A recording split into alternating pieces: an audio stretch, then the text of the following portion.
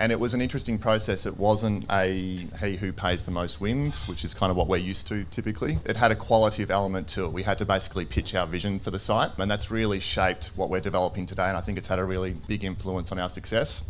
Whenever I get to engage with buyers, I tell them to go and have a look at some of our past projects and have a look at some of the renders and see if they can spot the difference. A lot of the time they can't. I think a lot of our past projects have stood up really well in that regard. In a time where the Melbourne market is pretty bloody challenging, to say the least, the two gentlemen up here with me now have, two of, the best projects from our point of view, and certainly the response we see just on our platform is like very strong for these guys in terms of delivering quality product in a challenging time. And so I thought it would be helpful to hear from the developers directly.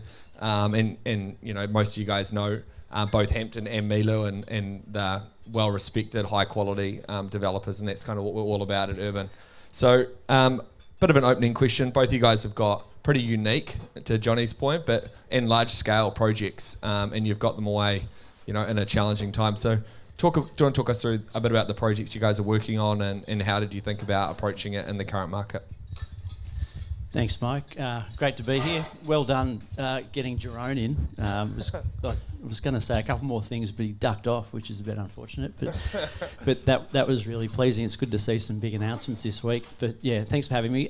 So we're developing Moonee Valley Park, or Moonee Valley Racing Club's land, 40 hectares in Moonee Ponds, in joint venture with Host Plus.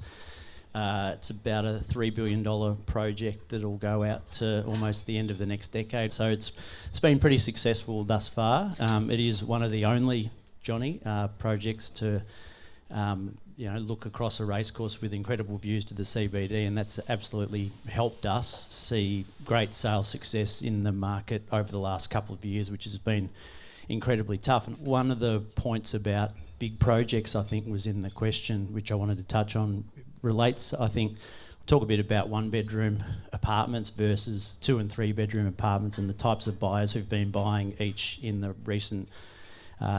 recent times. So we've seen a lot of people with a lot of purchasing power buying expensive apartments, and we've seen the only projects stacking up and getting developed to a large extent, unless you're one of the onlys, is selling to owner-occupier downsizers.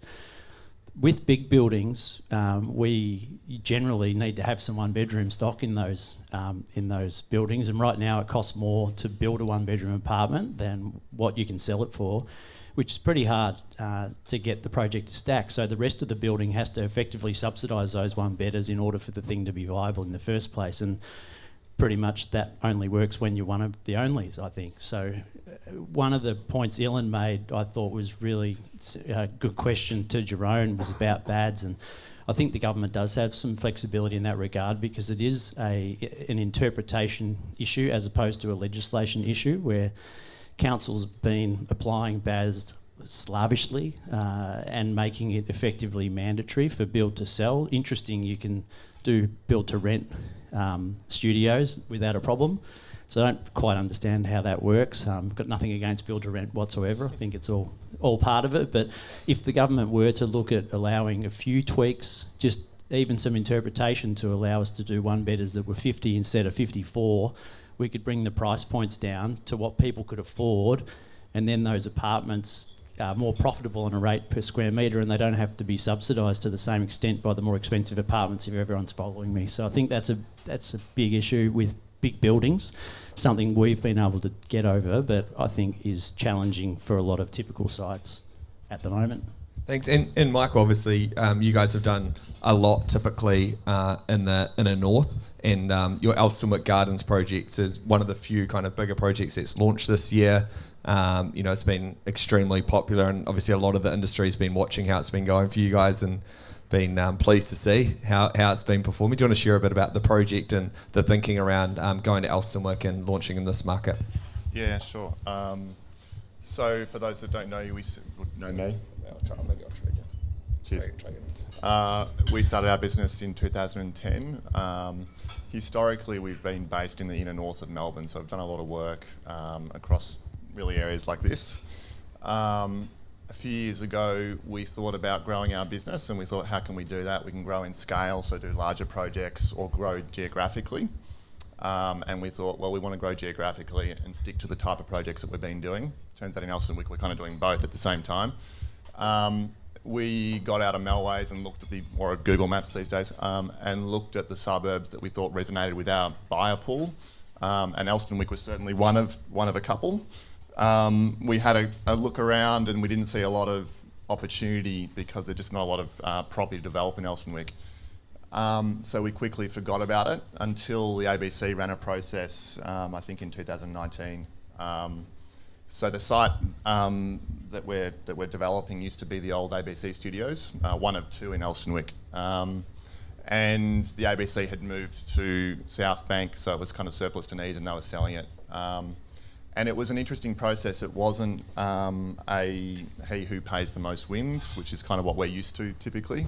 It had a qualitative element to it. We had to basically pitch our vision for the site.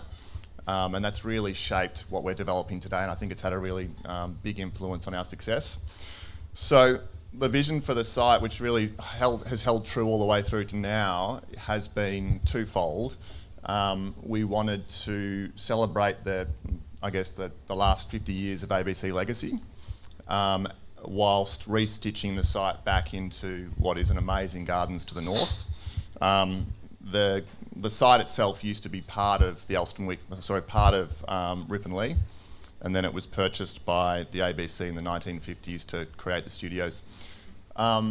When we thought about how to celebrate the history of the site, we thought that, and I think it was a little bit controversial for us to pose this to the ABC, but we thought about not just the buildings themselves. If you've been to the site and seen the buildings, you'll see that they're kind of post-war light industrial, nothing really that significant about them, but it was everything that occurred within the buildings. So we have put in place a really significant arts program to celebrate the history of the site and the ABC legacy. We also worked really, really closely with our most significant stakeholder, the National Trust. To be successful in that vision, we had to really integrate ourselves back with Ripponlea, which at the start of it, it's not a natural relationship. The National Trust are kind of more accustomed to an adversarial process with developers rather than a cooperative process. But ultimately what we've achieved with the Trust and with the local community, which we got great support from, has meant that we've been really successful. So we've got a planning permit in under 12 months. We thought when we started, we thought we'd have 120 apartments. We've ended up with 180 apartments. Really exemplar project for Glen Ira. I still get calls from councillors saying that they're really keen to see it developed. And the feedback that we've had from the local community, and in particular the early sales that we've had with John, have been really strong. Awesome. And you guys are both known for doing a variety of different types of projects, bigger projects, smaller projects. How do you think about the approach with each one? We'll start with you, Michael, in terms of how is it different and how do you kind of approach it? Gordon Street's a good example. It's our biggest project that we've delivered to date. But what we try and do is kind of break them up into smaller projects. We're very accustomed to delivering sort of 40 to 60 apartments, 80 apartments. And when you think about Gordon Street, it's 180 apartments, 300 million end value. It sounds like a very big project, but the way we've approached is kind of broken it up into 6 buildings, 3 different releases. Development's kind of very process driven generally, and it kind of the process for delivering 15 apartments is not dissimilar to delivering 150 apartments. The difference is the attention to detail that you can have if you break it down to a smaller project. So that's what we really try and do. And then at Hampton, how do you guys think about it? I know you've got a couple coming up as well. Thanks, Mike. It's good having 2 mics up here. 4 mics, actually. Zing. Very much similar, I would say, Mike. We've got a project coming up launching pretty soon, early next year officially, but this side of Christmas in Hawthorn. It's going to be called Scotch Hill Gardens. It's on the former University of Melbourne site on Auburn Road, and it's got 6 buildings, and we're really thinking about it much in the same way as Mike just articulated in terms of it's got 350 50 odd apartments to kind of break that down into smaller boutique buildings, and even sections within buildings, so we can demonstrate and make people feel like they're one of 30, or when they go up in their lift, they're only one of 5 on every particular level, as an example. But take another case in Point Moonee Valley Park. We've got Trackside House, which I was referring to before, which we've sold pretty well. It's under construction now. It's about 110 metres long. So it's got 80 track-facing, city-facing apartments, which sold really well. During the town planning phase, obviously with an incredibly long corridor, which probably wouldn't have got past the fire brigade, one of the things we thought we need to do to try and break down the mass and make it feel a little bit more boutique is put extra lifts in and have a core in the middle, so there's a corridor going each way. So similar principles can apply to design in terms of trying to make people feel special, and I think whether they're one of 10 on a floor or 5 or one of 30 in a smaller building, I think that's a really strong thing that you can try and do and make your customers feel special. And I guess like both of you guys are well known for, you know, not taking the shortcut and not overvalue managing projects, which can often be the case at times, particularly when it's a tricky market, and you can understand why. You know, how do you communicate that design and architecture component from a sales and marketing point of view? And how do you kind of get that across to the buyer? Because oftentimes, you know, renders can look very similar from project to project. Whenever I get to engage with buyers, I tell them to go and have a look at some of our past projects and have a look at some of the renders and see if they can spot the difference. A lot of the time they can't. I think a lot of our past projects have stood up really well in that regard. The sales agents, I'm not exactly sure what they say, but but doing your research on who you're buying from is pretty fundamental, and you know, it's important in our industry to have developers who want to make a career and you know, do it for decades rather than just be fly-by-nighters. And I think, fortunately, one of the good things out of the tough times recently is we've probably seen a bit of attrition, but you know, hopefully people come back into the industry when conditions improve, because I think the more the better, and there's a hell of a lot of supply that's required, so there's enough for everyone. Yeah, I think you're right. Absolutely, it's difficult just on the face of marketing material these days to tell a good developer or a developer that has delivered 25 apartments or 25 projects generally across Melbourne, which is what we have done, compared to a developer that may have not delivered as much projects. So what we do on our past projects is encourage people to walk through them, and as part of that we hold an open home in all of our past projects. And encourage people to come through, not because we've got any apartments to sell, they're usually, well, almost exclusively all sold out before we finish, but it's really about building confidence and getting people to come through and get a sense of a finished project. Thanks. And so in terms of, you know, there's a lot of government influence in terms, and we wrote these questions I wasn't kind of expecting, but grateful that the news came out on Monday. How have you found working with the government in general, and how have they been to deal with? Yeah, I think they've been, they should be recognised for definitely engaging and listening, even beyond the more typical avenues of the industry groups, the UDIA and the PCA and the like. Like they've pushed beyond to try and get to developers like ourselves, kind of mid-tier developers developing in the kind of inner metro. I think the news today, or sort of the last couple of days, has been positive. Our buyer market is typically owner-occupiers below 2.2, and the stamp duty savings whilst they're great, they're fantastic for investors and they're fantastic for people buying above 2.2. Everyone else kind of in that owner-occupier below 2.2 are already receiving the benefit of it. But I think positivity breeds positivity, so I think it's a good thing, but I'd love to see them doing something for that owner-occupier market below 2.2. Thanks. We don't have a huge amount of engagement with government directly, but and my business partner Paul has of recent times had some, but you know, whenever the opportunity arises to drive home a few key messages, it's always a good opportunity to do so. And I think, you know, the industry should be applauded for a lot of the work that's been done in terms of advocating for some change, because clearly they're listening, and yeah, I give credit to the government for a lot of what they're doing, and you're just seeing Jerome here and how open he was, as I think Robert commented, I think was really, really positive. So, yeah. And in terms of the outlook, obviously, when the market's tough, you know, you would expect to see more kind of sites coming up for sale. How are you feeling about this site acquisition outlook? Is it improving? Are people right-sizing the pricing for the current market conditions, or are they all pretty tightly held still? I reckon it's still tough. I think there's different categories of sites. So if someone's bought something in the last 4 years and based their feasibility off old build prices and got a permit, probably doesn't work. So there's pain there or time for things to change, for that to become viable again.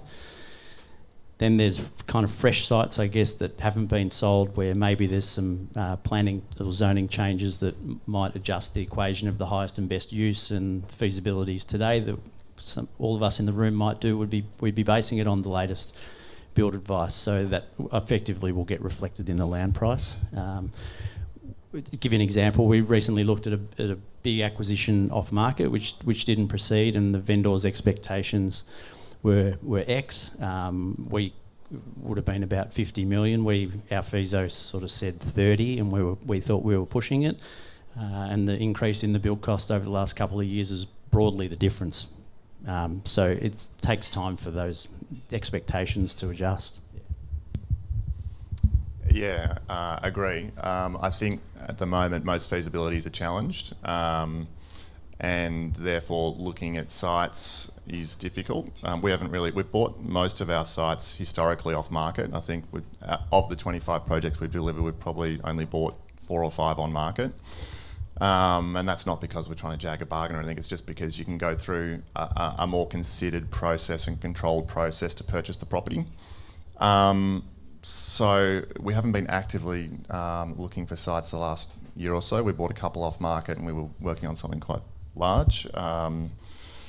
But I think most feasibilities would be challenged looking at sites at the moment.